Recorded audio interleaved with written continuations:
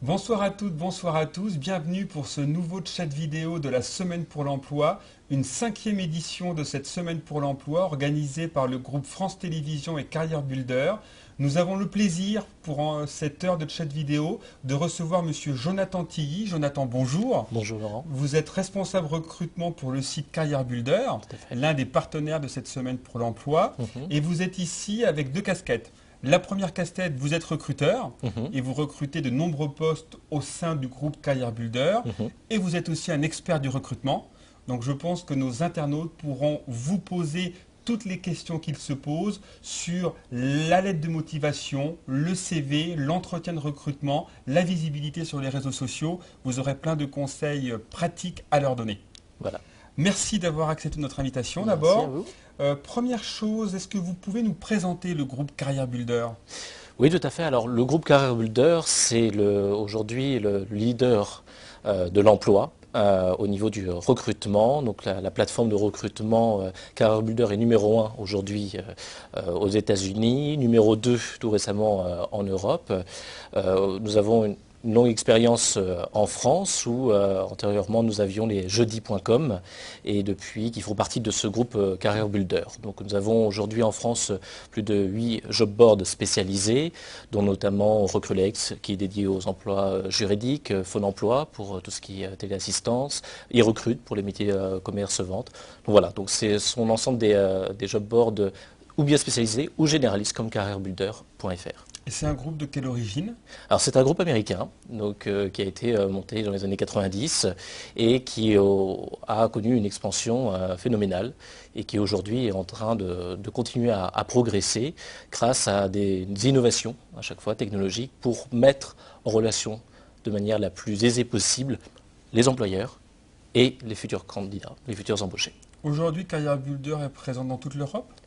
Est présente dans une bonne partie de l'Europe, effectivement. Alors, faudrait aller sur carrièrebuilder.eu, qui est le site de Carrière Builder européen, pour trouver l'ensemble des sites dans lesquels nous sommes présents. Nous sommes présents aussi bien en Grèce, en Suède, en Norvège, en Allemagne, en Grande-Bretagne, et nous recrutons justement dans ces pays aujourd'hui. Alors pour permettre à nos internautes de mieux vous connaître et de faire votre connaissance, est-ce que vous pouvez un petit peu nous décrire votre parcours et nous dire quelles sont vos missions au quotidien chez Carrière Builder ? D'accord. Voilà, j'ai 33 ans, ça fait 15 ans que j'ai 15 ans d'expérience professionnelle, dont 7 ans d'expérience dans le recrutement, que j'ai fait aussi bien au Luxembourg qu'en France, ce qui me donne une vision un peu plus européenne sur le marché de l'emploi. Je suis surtout spécialisé dans les profils IT et finance de par mon parcours. Maintenant, je fais des profils généralistes pour les recrutements en Europe, surtout pour la partie France. Et ça, ce sont pour les recrutements internes. Mais il y a une double casquette, puis je fais aussi les recrutements externes pour nos clients qui demandent, via notre solution sur SendScreen, de recruter, donc de faire du sourcing, du tri de candidatures qualifiées. Donc voilà, donc nous avons une solution qui est aujourd'hui présente au sein des nombreux services de Carrière Builder. Sur SendScreen en fait partie et donc je pilote pour la France cette solution. Merci pour toutes ces précisions. Donc je rappelle à nos internautes que vous pouvez poser vos questions en direct sur le site internet semaine-emploi.com et pour les fans de Twitter, vous pouvez nous tweeter vos questions avec le hashtag Semaine Emploi ou le hashtag FranceFTV. Donc si vous le voulez bien, nous allons rentrer dans le vif du sujet et prendre la première question de nos internautes avec une question de Yves qui aimerait savoir quels sont les postes actuellement à pourvoir au sein de Carrière Builder France. Alors, nous avons plusieurs postes à pourvoir au sein de Carrière Builder France. Premièrement, les postes de commerciaux. Nous avons très clairement besoin de toujours progresser et continuer à prendre des parts de marché. Nous avons donc des postes de commerciaux qui sont aussi bien sédentaires que sur le terrain. Nous avons aussi des postes dédiés au marketing, donc directrice marketing ou web designer. Nous avons aussi des postes en IT avec des développeurs web ou des coordinateurs de projets internationaux. Parfait. Sur les postes de commerciaux, si on prend cela pour démarrer, est-ce que vous pouvez nous décrire un petit peu leur mission au quotidien ? Alors, leur mission au quotidien, c'est avec un portefeuille client, le développer, trouver de nouveaux clients et proposer l'ensemble des services que Carrière Builder propose. Donc il y a évidemment l'accès au CVTech, l'accès, le fait de pouvoir diffuser des annonces via des annonces qu'on appelle des annonces chartées avec le logo du client, mais aussi d'autres services qui sont derrière, comme sur Sunscreen, Personified, Talent, Workat, qui est un système de cooptation via Facebook. Donc leur mission, c'est d'abord d'écouter les problématiques RH, problématiques recrutement de leurs clients, leur proposer des solutions adaptées et les suivre régulièrement. Donc c'est la mission première de ces commerciaux, comprendre clairement vraiment les besoins, alors que parfois certaines entreprises pensent avoir fait le tour du sujet sur le recrutement. Il y a souvent d'autres solutions qui peuvent être proposées. Donc une force de proposition. Une question de Nathalie, faut-il obligatoirement une expérience dans le recrutement pour être commercial chez Career Builder? Non, il ne faut pas avoir nécessairement une expérience dans le recrutement. Elle est souhaitable, mais si vous avez une expérience dans le web, dans des plateformes web qui existent déjà, ça vous donne un plus. Aujourd'hui, nous avons au sein de notre équipe commerciale des personnes qui n'étaient pas dans le recrutement et qui ont compris très rapidement qu'il y avait énormément de choses à faire, qu'ils pouvaient vraiment s'épanouir dans ces postes avec la proposition de services web 2.0 qui sont, alors aujourd'hui c'est le recrutement, mais il y a autre chose. Donc voilà, non, ce n'est pas une obligation absolue. Si on en a une, c'est très bien. Si on n'en a pas, mais qu'on a la motivation, on peut tout à fait intégrer Career Builder. Nathan aimerait savoir pour ces postes de commerciaux si vous acceptez les candidatures venant de jeunes diplômés. Oui. Nous acceptons les candidatures de jeunes diplômés. Souvent, ces jeunes diplômés ont eu l'expérience, durant leurs études, de faire des stages qui leur ont permis de faire de la prospection, de la fidélisation clientèle. Nous sommes complètement ouverts à ces types de profils. Nous avons d'ailleurs intégré récemment quelqu'un qui avait une petite expérience, jeune diplômé, mais qui correspond tout à fait à ce type de poste. Quelle qualité recherchez-vous chez vos futurs commerciaux ? Alors, la pugnacité d'abord, car être commercial, c'est un métier difficile. Il faut tous les jours appeler de nouvelles personnes qui ne s'attendent pas forcément à recevoir un appel. Avoir une grande écoute, c'est très important. Donc une résistance au stress et une capacité d'être extrêmement flexible au niveau, j'entends au niveau cérébral, pour pouvoir rebondir suivant les objections qui se présentent et essayer de trouver toujours des solutions. Donc voilà, donc il faut être courageux, autonome, mais c'est surtout une grande volonté, une grande motivation, et la passion du métier. On recherche des personnes passionnées par ce poste de commercial, tout simplement. Céline aimerait savoir où sont basés ces postes. Alors, ils sont basés essentiellement à Paris, à notre siège, pour les postes en France. Sinon, nous avons des postes de commerciaux aussi dans d'autres pays, comme en Allemagne ou en Grande-Bretagne, qui sont basés aussi bien, donc pour l'Allemagne c'est sur Munich, sur la Grande-Bretagne ça va être à Londres et dans l'Est, l'Angleterre. Alors c'est vrai que pour un commercial, l'argent est important, donc Sébastien aimerait savoir quelle est la structure de rémunération pour vos commerciaux. Alors, nous avons un fixe attractif qui tourne autour de 30K euros, qui est fixe. Ensuite, il y a des primes sur objectif, sachant que dès qu'il y a une vente, il y a un pourcentage qui est obtenu. Il y a une variable, il y a aussi des avantages en nature, comme tickets restaurant, remboursement titre de transport, prévoyance, mutuelle. Donc c'est un package global. Objectif atteint, les commerciaux peuvent atteindre facilement entre 45 et 50K euros à l'année. Alors, une question de Sacha qui aimerait savoir justement quelles sont les possibilités d'évolution offertes aux commerciaux chez Career Builder. Alors, nous sommes un groupe international et nous sommes très fiers d'avoir des personnes de talent qui ont pu évoluer. Nous avons actuellement un commercial qui est en formation pendant 6 mois aux États-Unis actuellement et qui est formé sur l'ensemble des produits avant de pouvoir revenir en France. Il y a des évolutions en interne, on favorise la mobilité interne. Il existe un site dédié justement pour cela au sein de Career Builder. Donc il y a des possibilités d'évolution, aussi bien des postes d'encadrement que des postes à l'international si la personne désire justement évoluer dans ce sens-là. Et Career Builder, c'est un groupe de combien de personnes aujourd'hui ? Il ne faudrait pas que je vous dise de bêtises au niveau des chiffres. On doit être aujourd'hui entre à peu près 3000 personnes au monde. D'accord, donc oui, c'est un groupe qui a bien grossi, une start-up Ouais. qui a pris beaucoup d'ampleur Oui. avec le temps. Une question de Aïda qui aimerait savoir si vous cherchez des profils juridiques au sein de Career Builder. Donc on a parlé des postes commerciaux. Mhm. Quels sont un petit peu les autres postes que vous recrutez actuellement? Alors, pour aujourd'hui, alors je vous parle, il n'y a pas de postes juridiques qui sont ouverts. Par contre, ce type de profil peut évidemment aller sur notre site Jobboard Recrulex, poster son CV, répondre à des annonces qui sont vraiment dédiées au profil juridique. Donc, je l'encourage vivement à aller sur recrulex.com. D'accord, le message est passé, je pense que Aïda l'a bien eu. Est-ce que vous nous avez parlé de postes en informatique, je crois, pour Oui. le marché français? Est-ce que Mhm. vous pouvez nous décrire un petit peu les compétences recherchées? Alors aujourd'hui, on recherche en interne beaucoup de développeurs .NET. Ce sont des postes d'ingénieurs. Nous avons 3 postes actuellement basés sur le siège à Paris ouvert. Donc des compétences ASP.NET, C#. Il y aura du développement, d'intégration. Sachant que ça sont les compétences techniques recherchées, il y a des compétences aussi humaines à avoir, ce qu'on appelle les soft skills, c'est la capacité à comprendre les besoins des utilisateurs et les anticiper.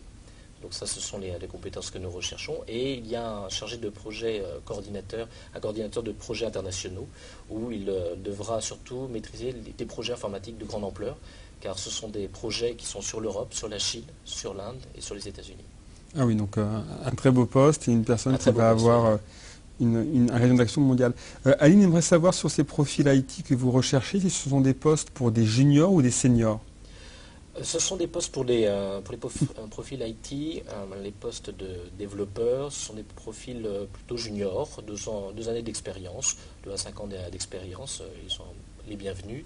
Pour le poste de coordinateur de projets internationaux, on demande quelqu'un qui a un peu plus d'expérience, une dizaine d'années d'expérience sur des projets IT, s'il a déjà fait à l'international, ce serait plus que souhaitable. Laura aimerait que vous nous expliquiez le processus de recrutement chez Career Builder. Concrètement, comment ça se passe?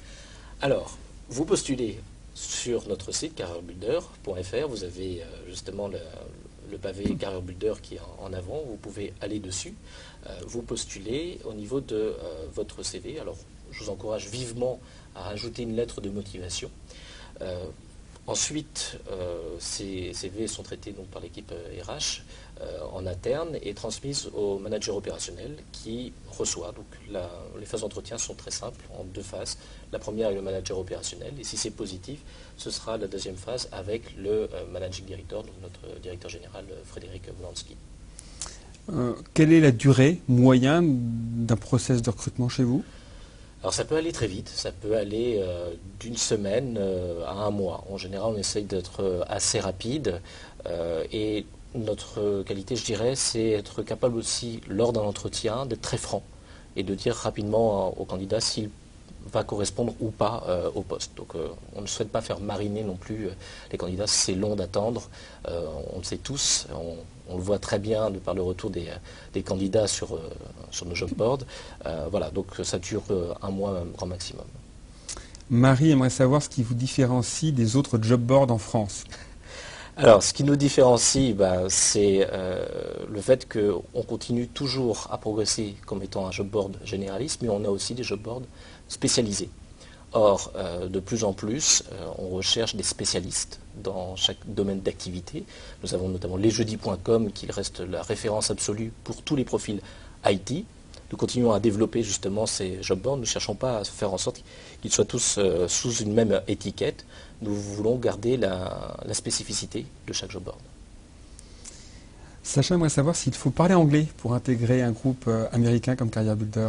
Alors c'est plus que souhaitable car beaucoup de communications en interne sont faites en anglais. Il y a énormément de communication aussi avec les partenaires internes qui sont sur l'Europe, alors qui peuvent être aussi bien aux Pays-Bas, en Grèce, en Suède, en Allemagne, en Grande-Bretagne. On a le Customer Care par exemple qui est à Édimbourg. Donc savoir parler en anglais aujourd'hui est plus que nécessaire. Maintenant, pour les postes de commerciaux en France, un bon niveau d'anglais ou une capacité à s'exprimer correctement sans être parfaitement bilingue, ça n'impose absolument aucun souci. Mais pour les postes où il y a gestion de projets internationaux, il est évident qu'il faut parler l'anglais professionnel couramment. Alors on aura l'occasion d'y revenir parce qu'on a plusieurs questions un petit peu sur l'évaluation de l'anglais. Une question de Christine maintenant qui aimerait savoir quelles sont les opportunités dans les autres pays européens pour Career Builder et comment postuler.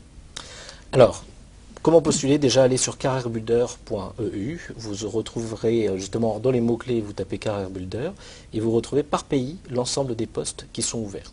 Il y a beaucoup de postes qui sont des postes de commerciaux ou de commerciaux grands comptes. Vous pouvez les retrouver. Alors évidemment, il faut savoir parler la langue. En Suède, les postes sont ouverts. Il y a aussi en Norvège un poste de commercial. Ce sont des Key Account Managers en fait.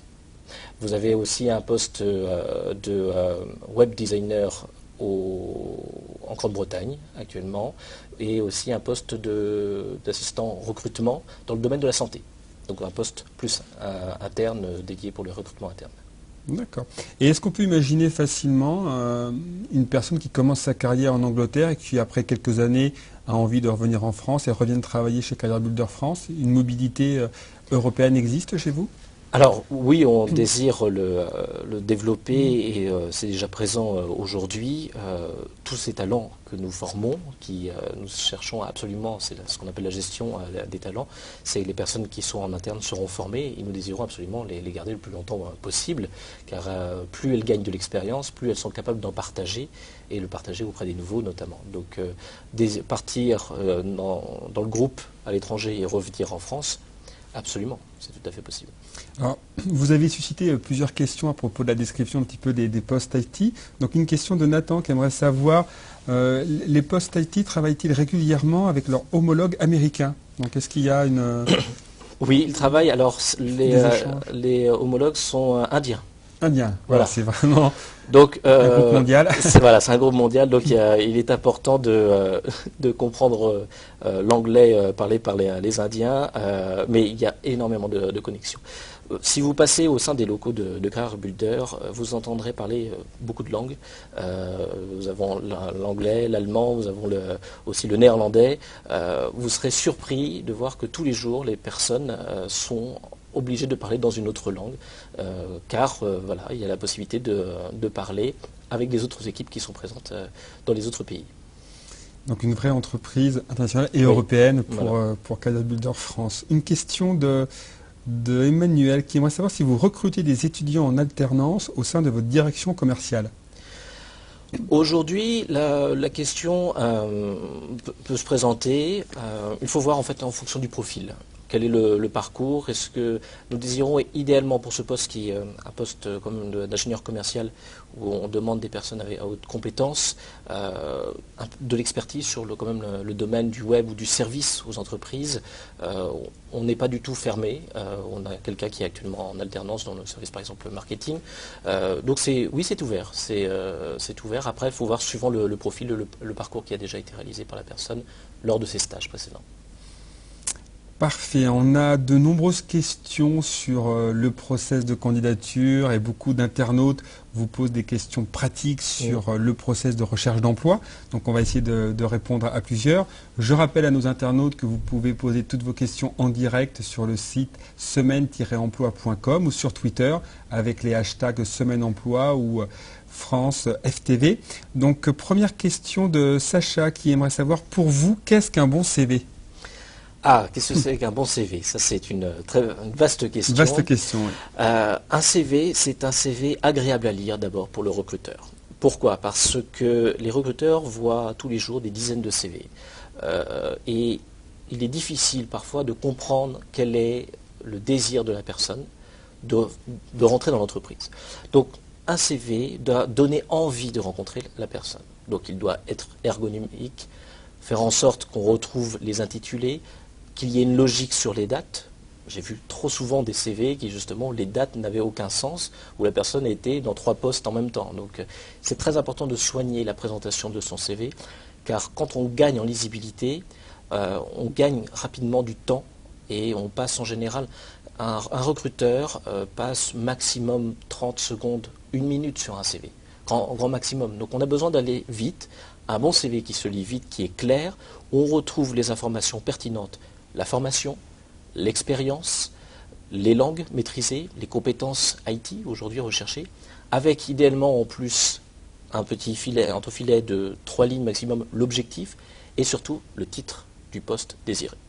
Aujourd'hui, on a besoin de voir sur le CV tout de suite, par exemple j'ai un poste d'ingénieur commercial, j'aimerais trouver sur mon CV marqué ingénieur commercial, ça me parle tout de suite plutôt qu'un titre d'un précédent job qui pour moi ne correspond pas du tout au poste qui est actuellement ouvert. On va rester sur le CV parce qu'on a plusieurs questions. Anne aimerait savoir s'il faut mettre obligatoirement une photo sur son CV. Alors, votre conseil personnel. Alors, sur la photo, je suis assez étonné de voir qu'il y a un grand débat sur le sujet. Je ne suis pas contre la photo. Je pense que la photo donne en plus une visibilité supplémentaire. Maintenant, à proscrire les photos d'identité type passeport, où on doit tous avoir une tête impassible, ça ne donne pas envie. Si vous avez envie de mettre une photo, allez voir un photographe et pomponnez-vous, voilà, un beau sourire, mettez-le. Maintenant, s'il n'y a pas de photo, ça ne va pas changer la lecture du CV de la personne. C'est pas ça qui change. On a besoin de retrouver le titre, voilà, le parcours, l'expérience. C'est ça les données les plus pertinentes sur un CV. La photo, après qu'elle soit en couleur, en noir et blanc, ne change pas énormément l'opinion du recruteur. Par contre, pas de photos ni de soirée, ni de ces dernières vacances sur la plage. Non, plutôt éviter ça. J'ai vu des photos où la personne est sur un sac de couchage, ou elle est sur un voilier. Bon, on est dans le cadre d'une entreprise, on n'est pas en vacances, on n'est pas en camping, donc on envoie une photo propre, sobre, une photo qu'on peut imaginer qui sera présente sur le site corporate de l'entreprise. C'est un bon indicateur. Une question de Thomas. Le CV doit-il tenir obligatoirement en une page ? Non. Non, il y a un grand mythe sur le fait que le CV doit absolument tenir sur une page. Alors, il ne doit pas tenir sur 10 pages, ça n'aurait pas de sens. 2 pages, c'est très bien s'il y a une expérience conséquente. Un jeune diplômé qui a quelques expériences lors de ses stages, si ça tient sur une page, c'est très bien. Mais voilà, si ça tient sur 2 pages à partir du moment où on a quelques années d'expérience, c'est tout à fait logique. Il faut savoir que dans d'autres pays, par exemple les CV allemands, tiennent facilement sur 3-4 pages. Bon, ce n'est pas la norme française. Tourner autour de 2 pages, on doit retrouver les informations les plus pertinentes. Et si ça tient sur vraiment énormément de pages, enfin, réduisez les plus anciennes expériences, simplement donner le titre, quelques mots, c'est tout. Mais il n'y a pas besoin de détailler. Détaillez surtout les toutes dernières expériences qui sont les plus probantes et dans votre capacité à être opérationnel dans le poste que vous recherchez. Flavie a fait de nombreuses années d'intérim, donc elle a forcément beaucoup d'expérience en intérim. Oui. Comment présenter toutes ces expériences sur un seul et même CV ? Alors ça c'est un grand challenge. Tout dépend en fait de ce qu'elle a fait en mission intérim. Si les missions étaient homogènes, si elles étaient semblables, elle peut les regrouper sous ce titre-là, tout simplement, et les lister de telle année à telle année. Voilà, c'était son titre. Si par exemple elle était assistante commerciale ou assistante RH, par exemple, les retrouver. Maintenant, le nom de l'entreprise est souvent accessoire.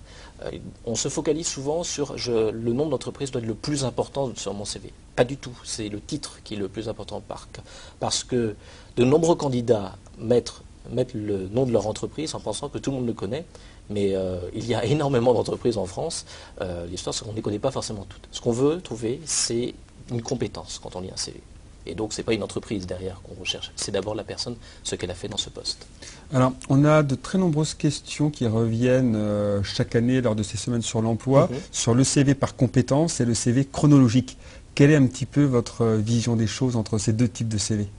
Alors, en fait, ça dépend des recruteurs. Certains préfèrent le CV chronologique, d'autres le CV compétence. On peut imaginer un CV qui soit hybride, où on retrouve quelques données avec le CV compétences, mais on retrouve aussi le parcours. De toute façon, il faudra donner son parcours au niveau des dates.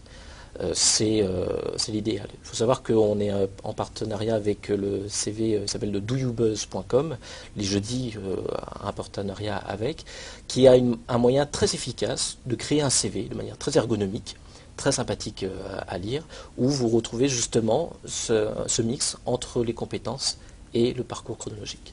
En tout cas, les compétences, c'est toujours difficile pour les internautes. Il faut les indiquer via des mots-clés. Comment vous conseillez aux internautes d'indiquer leurs compétences dans le CV?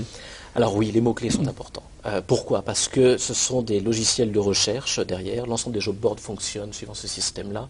On vous retrouvera, lorsqu'on fera une requête, par mots-clés. Donc n'oubliez pas de mettre les mots-clés en fonction de votre expérience. Si par exemple vous avez été un ingénieur de développement, vous avez travaillé sur des langages précis, vous devez les indiquer.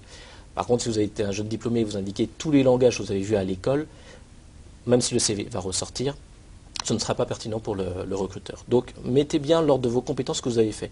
Par exemple, si vous êtes commercial, moi je vais faire une requête pour chercher des commerciaux, je vais taper notamment le mot prospection, car c'est quelqu'un qui va devoir aller chercher des clients. Donc si dans le CV il n'y a pas prospection, le CV ne va pas ressortir forcément à ce moment-là. Donc mettez vraiment le plus de mots-clés qui soient pertinents en fonction de votre domaine d'activité. Donc, très, très intéressant ces conseils. Merci beaucoup, Jonathan. Une question d'Edmond. J'ai plusieurs trous dans mon CV. Dois-je les cacher? Alors, comment gère-t-on ces moments de vide dans sa carrière? Alors, c'est vrai que il reste aujourd'hui, hélas, dans le domaine du recrutement, des recruteurs qui, dès qu'ils voient un trou, paniquent ou décident que voilà, la personne n'a pas les compétences. Or, tout le monde sait très bien que lors d'un parcours professionnel, il y a des phases de pause, des moments où justement on est sorti d'une entreprise, on a réfléchi avant de se repositionner sur une autre. Une solution, c'est ne pas indiquer forcément mois par mois, mais d'indiquer les années. Comme ça, si vous avez l'année par exemple 2009, vous avez travaillé de janvier à mars, puis après de août à décembre, bah, vous marquez simplement année 2009, lorsque vous avez débuté, la fin. Il y aura une lisibilité qui sera accrue et ça aidera sans doute les recruteurs à comprendre que bah, vous avez toujours été actif. Maintenant, dans les détails, lors de l'entretien, il est possible de détailler et d'expliquer dans son parcours. Lorsqu'on raconte son parcours, je suis sorti dans tel mois, puis j'ai repris à tel autre mois. Mais un trou n'est pas... Il ne faut pas avoir une inquiétude maximale sur un trou dans un CV. Un trou dans un CV est normal. En plus, je pense souvent aux mères de famille qui, justement, font un congé parental, reviennent ensuite sur le marché de l'emploi et sont très inquiètes du fait qu'il y ait un trou. Non, si on voit c'est indiqué congé parental, justement, on peut l'indiquer. On sait que la personne s'est consacrée à ses enfants, il n'y a absolument aucune honte à avoir. Les recruteurs, en général, comprennent très facilement ce principe. Par contre, attention, il ne faut pas mentir. Non, ne pas mentir, ne pas trafiquer, ne pas mélanger. Des données qui ne soient pas pertinentes, ne pas se survendre. Évidemment, dans un CV, c'est une photo, c'est une, j'ai envie de dire, c'est comme un cliché Polaroid qui a été pris un instantané. Il ne vous révèle pas complètement. Vous devez séduire par la lecture du CV, mais vous devez toujours être honnête. C'est-à-dire, ne dites pas que vous avez réalisé des choses qui n'ont pas été réalisées, puisque lors de l'entretien, on s'en rendra compte, et lors de la prise de référence, puisqu'elle est assez fréquente, prise de référence auprès d'anciens employeurs, si on découvre que vous avez menti, évidemment, vous vous tirez une balle dans le pied et pour la candidature, après, pour l'ensemble du process, ça va être très difficile de continuer. Une question de Loïc. Je cherche un poste en marketing, j'ai aussi une expérience commerciale, dois-je avoir 2 CV? Est-ce que les candidats donc, peuvent avoir plusieurs CV en fonction des postes auxquels ils aspirent? Oui. Avoir un CV par justement compétence ou par le grand domaine d'expérience professionnelle, c'est tout à fait possible. Ça ne doit pas gêner. Par contre, lorsque vous envoyez votre CV, envoyez le CV correspondant au poste. S'il désire postuler pour un poste de marketing, il envoie son CV marketing. Oui, ne pas faire l'erreur. Voilà, oui. parce que parfois j'ai reçu moi des CV où j'avais les 3 CV avec les 3 expériences différentes. Finalement, je ne savais pas lequel prendre, lequel était le bon. Donc on a le droit de modifier son CV en fonction de l'endroit où on veut aller. Donc là, c'est une gaffe qui peut être... Oui, bah oui, on veut la cohérence dans une candidature, tout simplement. Donc on a Flavie, notre internaute qui nous suit et qui vient de l'intérim. Donc il y a une nouvelle question pour vous, très intéressante. Donc merci Flavie, puis je vous la pose tout de suite. Après ces plusieurs années d'intérim, quelles sont les qualités essentielles à mettre en avant quand on vient de l'intérim justement? Je dirais la flexibilité. Aujourd'hui, beaucoup d'entreprises demandent aux personnes d'être opérationnelles rapidement.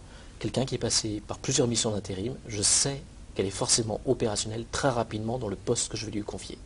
parce qu'elle a dû s'adapter à chaque fois, dans chaque nouvelle mission. Et c'est difficile, vous arrivez, à chaque fois vous découvrez des nouveaux collègues, des nouvelles procédures et tout. Donc elle met en avant sa flexibilité et son côté opérationnel. Une question de Daniel, donc là c'est intéressant, on va utiliser votre expérience après vos nombreuses années de recrutement. Comment faire pour que mon CV retienne toute l'attention des employeurs? Comment se démarquer avec son CV? Parce que c'est vrai que c'est quand même un exercice assez rigide. Alors, c'est un exercice de style. Oui, il faut réussir à se démarquer. Si vous êtes en plus sur un secteur qui connaît des difficultés, il est évident que d'autres candidats qui ont des profils semblables aux vôtres vont se présenter. Pour le recruteur, comment réussir à trouver la bonne personne et faire le bon tri? Eh bien, ça va se faire essentiellement au départ sur le CV, mais aussi sur la lettre de motivation. On oublie trop souvent la lettre de motivation qui, hélas, aujourd'hui, avec les systèmes informatiques, sont des copier-coller, alors que dans la lettre de motivation, on peut se démarquer de manière significative. C'est parfait, c'était une question de Guillaume qui voudrait savoir quels sont vos conseils pour réussir une bonne lettre de motivation. Alors, une bonne lettre de motivation, vous devez penser simplement à la place de l'employeur.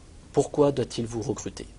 Alors, bien sûr, parce que vous êtes le meilleur, vous êtes forcément le meilleur, mais parce que vous comprenez ces problématiques. Les problématiques de l'employeur ont été exprimées en général dans l'offre d'emploi. Reprenez-les, expliquez pourquoi vous allez correspondre à ce poste et vous allez le remplir à 100%. Donc la bonne lettre de motivation, c'est une lettre qui est orientée avant tout côté employeur et non pas une lettre qui va présenter tous ses exploits. Les exploits, le parcours, on l'a sur le CV. La lettre, c'est pourquoi je veux vous rejoindre et pourquoi vous devez me prendre moi, parce que moi je serai bon, j'ai cette expérience et vous avez ces problèmes, j'ai déjà réalisé ce type de projet que vous cherchez, je pourrais correspondre tout à fait, je suis dans l'attente d'un prochain entretien. Voici ce type de lettre de motivation qui fait extrêmement plaisir à lire pour un recruteur et qui permet évidemment de se départager par rapport à d'autres candidats. Sandra aimerait savoir, franchement, est-ce que vous lisez toutes les lettres de motivation que vous recevez? Oui. Oui, franchement, je lis toutes les lettres de motivation parce que parfois, c'est peut-être mon côté un peu gentil, mais j'essaye de voir derrière un CV qui n'est pas forcément très lisible, s'il y a une lettre de motivation, si la lettre de motivation peut sauver une lisibilité mauvaise sur un CV. Maintenant, après, je vois tout dans les lettres de motivation. Et souvent, je vois un travail qui a été fait sur le CV, mais pas du tout sur la lettre de motivation, qui a été envoyé comme un email avec monsieur, madame. Si vous avez en plus le nom donné sur l'annonce, reprenez-le. Et souvent, j'ai reçu aussi des lettres de motivation qui étaient destinées à d'autres entreprises. Alors, évidemment, il est difficile à ce moment-là, pour moi, de dire cette personne est vraiment intéressée par ce poste et a compris les enjeux de ce poste. C'est quasi éliminatoire? Je ne vais pas dire que c'est éliminatoire, mais ça provoque un frein, forcément. Et si moi je dépasse ce frein, je ne suis pas sûr que l'ensemble de mes collègues et confrères dans le recrutement le fassent systématiquement. Donc faites très attention à qui vous envoyez, soignez bien, faites relire votre CV, votre lettre de motivation à quelqu'un, et avant de l'envoyer, c'est toujours plus utile que d'envoyer une masse de CV, de lettres de motivation qui sont perdues dans la nature et que personne ne va lire parce que c'est des copier-coller en permanence qu'on retrouve sur Google. Et justement, les copier-coller, est-ce que vous les remarquez tout de suite avec l'habitude qu'une lettre a été... Ah oui, sur les lettres de motivation, on les retrouve. C'est toujours le même style, parce que vous tapez lettres de motivation gratuite, vous avez ces modèles qui sont en nombre d'une dizaine, et ils sont toujours les mêmes. Non, personnalisez votre lettre de motivation. Alors ça vous donne une base, évidemment, on retrouve des données, mais les mots copier-coller, non. Évitez, parce que justement, on parlait de la lettre de motivation pour se démarquer d'un autre candidat. Donc si un autre candidat a envoyé une lettre de motivation qui était aussi un copier-coller de ce qu'il a trouvé, finalement, vous n'avez rien fait de plus, vous n'avez pas avancé. Damien aimerait savoir s'il faut personnaliser sa lettre de motivation pour chaque candidature. Idéalement, oui. Alors, il est difficile pour les candidats qui cherchent en permanence à postuler tous les jours à des postes de personnaliser en permanence. Maintenant, vous pouvez avoir 3-4 types de lettres de motivation assez semblables. C'est votre plume, c'est vous qui l'avez écrite, mais vous allez l'adapter à chaque fois en changeant bien sûr le titre, le poste, et relisez bien l'annonce. Parce que souvent, dans l'annonce, il y a quelque chose qui est différent de celle qu'il y avait dans l'autre pour laquelle vous avez postulé et que vous pouvez intégrer. Donc, est-ce qu'on peut même reprendre des mots-clés de l'annonce dans sa lettre de motivation? C'est plus que conseillé, car effectivement, le recruteur, parfois, ne possède pas l'expérience sur l'ensemble, ou la maîtrise de l'ensemble des descriptifs de poste dans l'ensemble des départements, tout simplement, parce qu'on ne peut pas être expert partout, et va avoir grand plaisir de retrouver ces mots-clés, car lorsqu'on fait un descriptif de poste, on le fait avec le manager opérationnel en général. Il y a des prises de notes, des référents, des données clés qui se retrouvent. Donc la lettre de motivation, si on la retrouve, on retrouve ces informations, bah, évidemment ça aide pour votre candidature. Merci beaucoup Hugo. J'aimerais savoir si vous préférez les lettres manuscrites. Alors c'est un grand débat très franco-français de savoir est-ce qu'on peut taper ces lettres de motivation à l'ordinateur ou est-ce qu'il faut les écrire à la main. Quel est votre point de vue dessus? Alors aujourd'hui, on a inventé quand même un système qui est fabuleux, qui est l'ordinateur, qui nous permet d'écrire et de faire en sorte que tout le monde soit capable de lire malgré son écriture. La lettre manuscrite, pour moi, est un peu old school. J'ai vu effectivement dans l'entreprise des lettres manuscrites qui arrivaient avec des CV papier. La difficulté, il faut savoir que derrière, il y a une gestion des candidatures obligatoire. Les grandes entreprises, et donc toutes ces lettres et ces CV vont devoir être scannés pour passer dans un système, mais les mots-clés ne vont pas forcément revenir. Donc voilà, parce que c'est les systèmes qui veulent ça. Donc si vous envoyez une lettre manuscrite, un CV par courrier, mais que derrière, de toute façon, le recruteur se doit de remplir ensuite dans son système l'ensemble des données, c'est une perte de temps énorme. Ça prend beaucoup de temps et c'est pas forcément plus, vous n'êtes pas gagnant au bout du compte. Donc moi je conseille plutôt les formats type lettres Word avec du Arial, du Times New Roman, des choses basiques qui soient lisibles où on gagne du temps derrière pour le recruteur.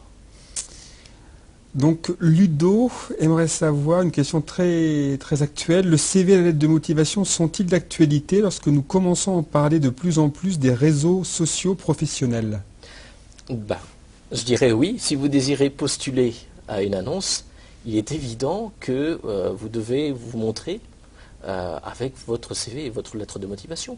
Ce que vous pouvez faire sur votre CV, c'est mettre votre lien qui amène directement à votre profil, Viadeo, LinkedIn, Twitter, comme vous le désirez, ou même sur votre site internet. Mais l'un ne va pas sans l'autre. Voilà, il faut absolument, lorsque vous postulez une annonce, envoyer un CV. Aujourd'hui, vous ne voyez pas des candidats qui mettent l'adresse du profil Viadeo à la place du CV pour l'instant, c'est pas... Non, ça jamais. Et vous ne le conseillez pas en tout cas? Non, parce que un profil, il faut faire très attention, un profil sur un réseau social n'est pas un CV normalement. Vous devez expliquer ce que vous faites actuellement, quelle est votre expérience, mais ne transformez pas votre profil public sur les réseaux sociaux comme étant simplement un CV type basique, car sinon il n'y a pas de valeur ajoutée non plus. Si moi sur votre CV que vous m'envoyez, je dois me rendre ensuite sur votre profil Viadeo par exemple, je vois qu'on retrouve exactement les mêmes informations, quelle est l'utilité? Voilà. Donc ça c'est quelques éléments. C'est complémentaire. Ouais. Et Laureline, justement, aimerait savoir s'il faut être présent sur les réseaux sociaux quand on cherche un job et quelles sont les erreurs à éviter. Donc un vaste débat. Alors oui, pour moi, aujourd'hui, vous avez un chiffre qui était apparu récemment, je crois que c'est 84% des recruteurs, lorsqu'ils reçoivent un CV, vont taper dans Google le nom et le prénom de la personne, ou alors dans les réseaux sociaux. Donc si vous avez un profil, il est important déjà qu'il soit actualisé, qu'il y ait des informations pertinentes, mais faites très attention à votre e-réputation. Si on tape dans Google et qu'on arrive directement sur une page, par exemple Facebook, pour ne pas le citer, où on vous trouve dans des soirées un peu festives, où toutes les photos sont ouvertes, ça ne donne pas une bonne image. Soignez votre image sur Internet, c'est-à-dire vous devez être présent sur Internet, mais vous devez contrôler votre image sur Internet. Et ça, c'est très facile aujourd'hui de le faire. Vous créez la viralité avec vos profils LinkedIn, Viadeo, avec votre CV Do You Buzz, et on va vous retrouver dans les moteurs de recherche plus facilement. Et s'il y a la cohérence, si on vous retrouve, eh bien, vous gagnez des points, tout simplement. Et par exemple, sur le cas Facebook, parce que je pense que beaucoup de nos internautes sont des fans de Facebook, comment évite-t-on que ces photos de soirée n'arrivent sur votre bureau? Alors, il y a des solutions extrêmement simples qui sont simplement sur Facebook où vous avez la possibilité de paramétrer la confidentialité. Donc, vous avez un profil public au tout venant, et vous avez un profil dédié aux amis. Donc dès que vous postez une photo, faites très attention à qui vous l'envoyez. Vous avez la possibilité de limiter les accès. Et je recommande fortement en plus, même certains internautes et certains Facebookiens, de ne pas ouvrir forcément leur profil Facebook à un recruteur sans avoir au préalable défini qu'est-ce que le recruteur pourra voir sur ce profil. Est-ce qu'en France, on peut imaginer réserver Facebook à sa vie privée et utiliser Viadeo et LinkedIn pour sa vie professionnelle? Alors c'est entre les deux, c'est-à-dire que Facebook est aussi un merveilleux moyen de cooptation. Nous avons d'ailleurs un outil qui s'appelle Workat qui permet de coopter via Facebook. Nous avons des annonces d'emploi et si vous le lisez, vous dites ah bah, ça correspond tout à fait à un ami qui est en recherche, vous pouvez le mettre en relation via ce moyen. Donc pour moi, Facebook permet toujours d'avoir un pied dans le domaine professionnel. Maintenant, il y a une tendance, Viadeo est extrêmement professionnel, vous ne mettez pas des photos de vos soirées, etc. Il y a séparer, essayez de séparer les informations sans les traiter en silo. Voilà, si ça peut un peu répondre à votre question. Tout à fait, non. Dan aimerait savoir si vous chassez des profils sur Viadeo et LinkedIn.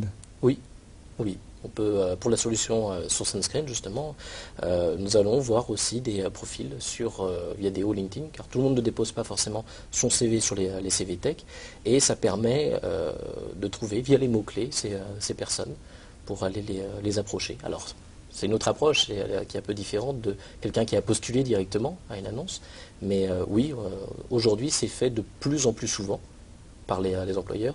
On monte sur à peu près 46%, je pense, des entreprises françaises aujourd'hui sont sur les réseaux sociaux, mais dans une démarche de plus en plus de chasse. D'accord, donc là c'est important d'avoir ses coordonnées à jour et d'avoir un profil très professionnel. Par contre, vous ne chassez pas sur Facebook? Sur Facebook, non, c'est l'utilisation de la cooptation, c'est-à-dire la diffusion d'informations comme quoi des postes sont ouverts, mais il est très difficile d'aller chasser sur Facebook. De plus en plus de personnes, justement, bloquent les informations.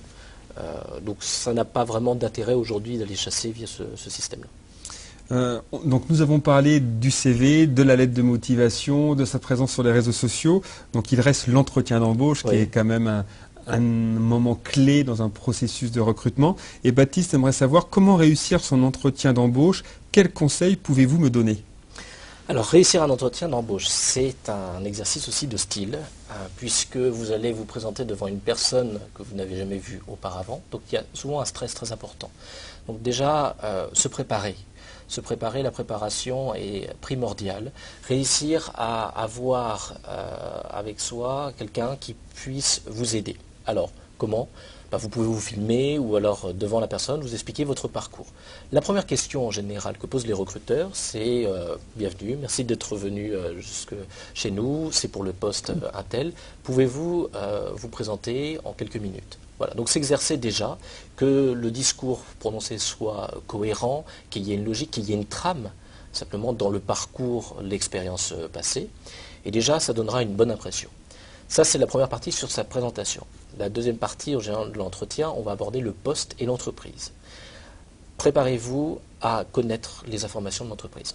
Renseignez-vous sur Internet, sur le site, ce qu'on appelle le site institutionnel corporate de l'entreprise, les données clés.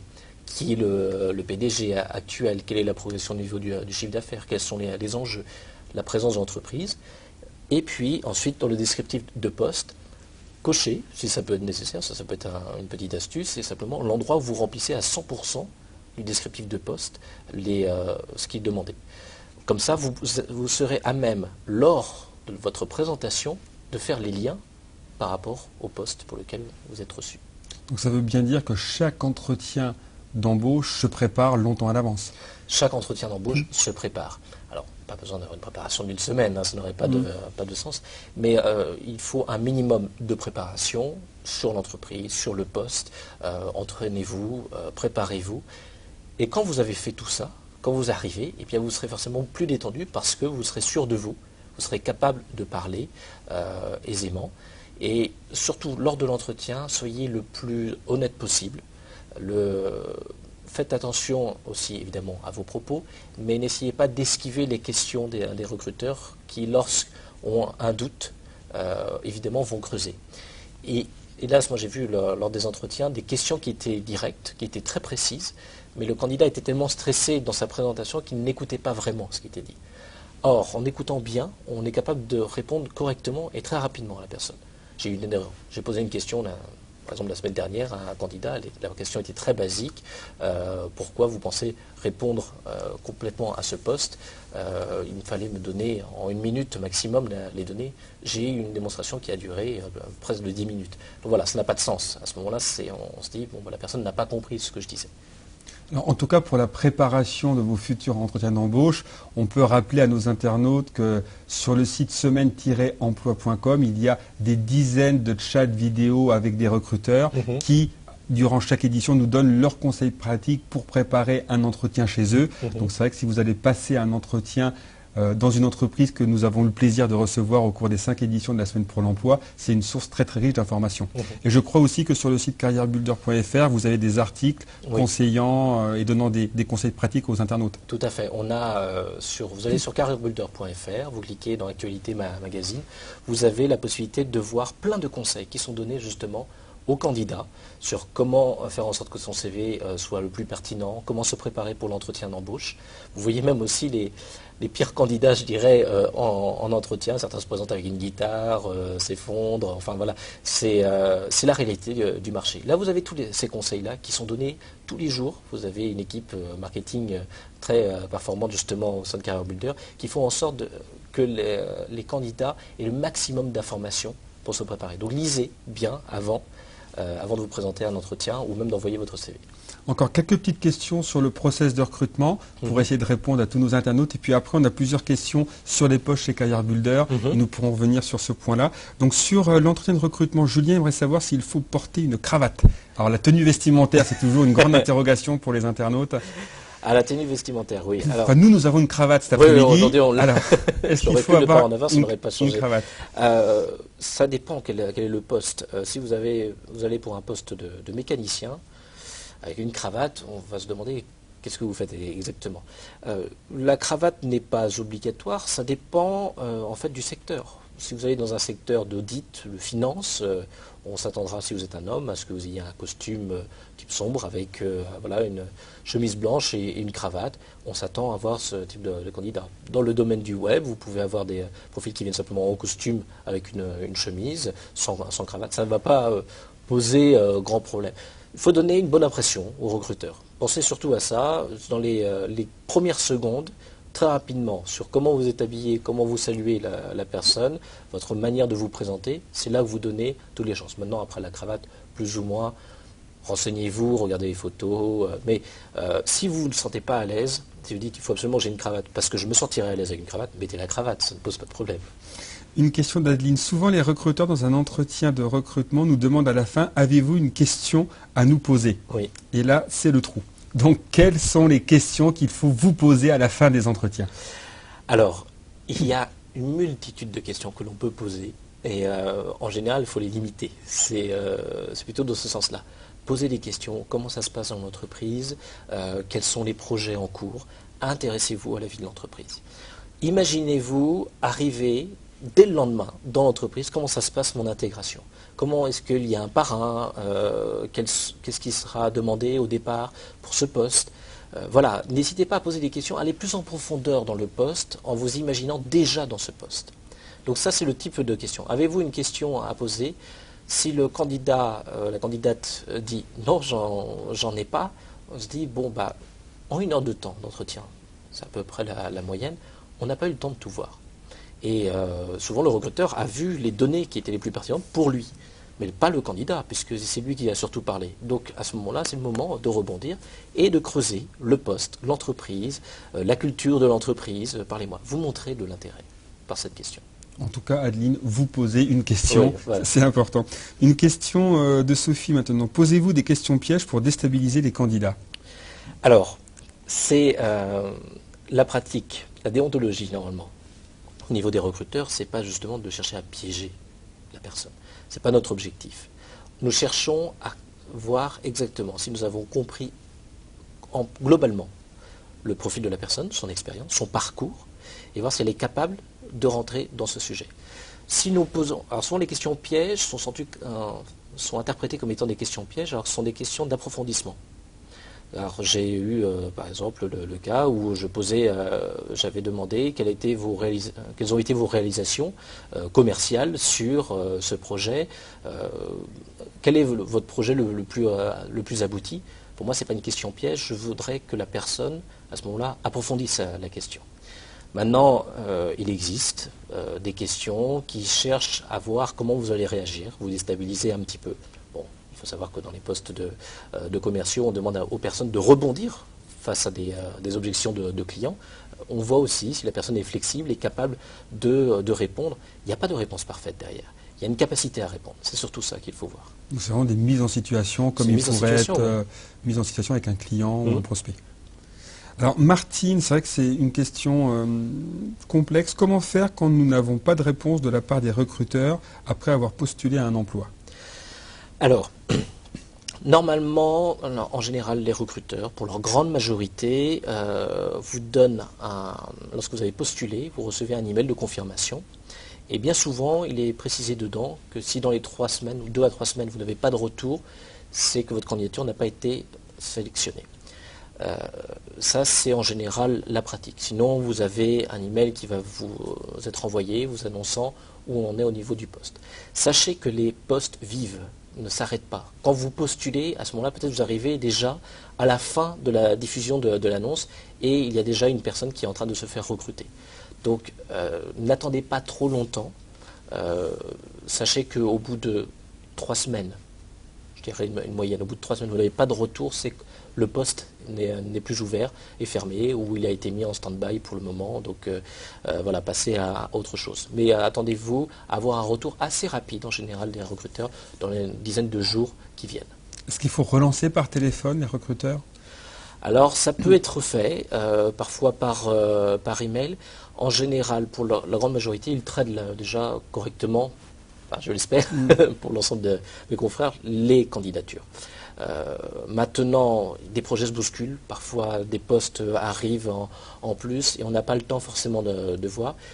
Ça peut être pour des postes orientés clientèle, appeler, disant est-ce que vous avez bien reçu ma candidature, tout va bien, je voulais m'en assurer, c'est très très bien, allez-y. Si vous avez un doute, pour certaines entreprises, ils n'ont pas de système intégré justement de gestion des candidatures, ça peut être une solution, mais ne harcelez pas les recruteurs, vous avez bien reçu, parce qu'ils ne vont pas répondre au téléphone, ils ont déjà à répondre à tous les CV qu'ils ont reçus, toutes les candidatures qu'ils ont reçues. Pierre aimerait savoir comment gérer durant l'entretien la question cruciale du salaire. Alors, le salaire. Normalement, la question du salaire en France est un peu tabou. On a un long passé sur le sujet, pour une culture judéo-chrétienne qui veut un peu cacher ce salaire, qui est un petit peu honteux et qui reste assez présent. Le recruteur, normalement, doit en parler. Alors, il peut en parler avant, après. Vous parlez de votre salaire au niveau à la question quel était votre dernier salaire et quel salaire attendez-vous. Donc déjà, vous pouvez parler de votre salaire. Ces questions, normalement, ont été vues par téléphone avant que vous veniez en entretien. Donc, on a déjà ces questions-là. Maintenant, vous montrez votre intérêt pour le poste aussi en posant la question. Au niveau de la rémunération, comment ça se passe? Cette question est simple, elle n'offusque personne et le recruteur sera en mesure de vous répondre à ce moment-là. Donc vous pouvez, si ça n'a pas été abordé, vous l'abordez. Et si pour vous c'est trop flou, j'aimerais revenir simplement dessus. Et attendez de voir, est-ce que le process de recrutement a été expliqué? Demandez c'est quoi le process de recrutement aussi. S'il y a 3 personnes à voir encore, parce que parfois certains ont des process de recrutement qui sont longs, peut-être la question du salaire ne sera vue vraiment à la fin pour la négociation. Est-ce que c'est mal vu de négocier son salaire dès le premier entretien? Oui, oui, c'est mal vu parce que tout simplement il y a une fourchette, une réflexion qui va avoir lieu en fonction des profils qui ont été reçus. Au départ, on commence sur un poste, on a une fourchette salariale qui est donnée, mais quand on rencontre des candidats, parfois des candidats sont au-dessus et les RH avec les opérationnels réfléchissent, est-ce que cette personne qui correspond peut-être plus, on peut faire quelque chose sur ce salaire. Donc partir d'emblée sur une négociation alors qu'on n'a pas fini le process de recrutement, ce n'est pas très utile. Il nous reste malheureusement que 5 minutes, cette heure est passée très très vite. Donc si vous le voulez bien, on va prendre quelques questions sur les carrières chez Carrière Builder pour finir ce chat vidéo. En tout cas, merci beaucoup pour vos nombreux conseils très concrets, très pratiques, qui vont être, j'en suis sûr, très très utiles à nos internautes.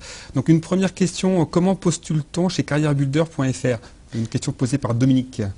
Eh bien, sur carrièrebuilder.fr. Vous arrivez et vous avez tout de suite une mise en avant de le logo de l'entreprise. Sinon, vous tapez dans les mots-clés Carrière Builder et vous retrouvez les postes ouverts en interne. Vous postulez et on va vous demander de charger votre CV, votre lettre de motivation. Et voilà, c'est fait, c'est aussi simple que cela. Quels sont les postes pour lesquels vous avez le plus de recrutement en cours, nous demande Céline? Les postes de commerciaux. Les postes de commerciaux et les profils IT aussi sont les postes qui sont ouverts et avec un début de mission, de commencement ASAP comme on dit. Très vite. Nathalie aimerait savoir si vous avez des perspectives de recrutement dans les postes RH.